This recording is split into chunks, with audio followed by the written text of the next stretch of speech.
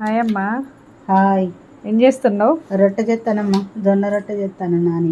జొన్న అయితే ఏది తినడిగా ఇదే రోజు 6-7 సంవత్సరాల కాంచేళ్ళు ఒక్క రోజు కూడా ఊరుకోకుండా రొట్టె రొట్టె, నైట్ మొత్తం రొట్టె.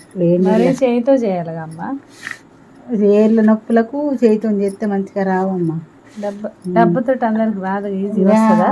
వేడి నీళ్ళలో పోసి ఒక 2 గ్లాసుల నీళ్ళు పోసి పిండి తగ్గట్టుగా ఉప్పు వేయాలా? ఉప్పు వద్దేమో కలిపి ఇక కవర్కు నూనె పెట్టి కొబ్బరి నూనె డబ్బతో రుద్దితే వస్తుంది మంచిగా.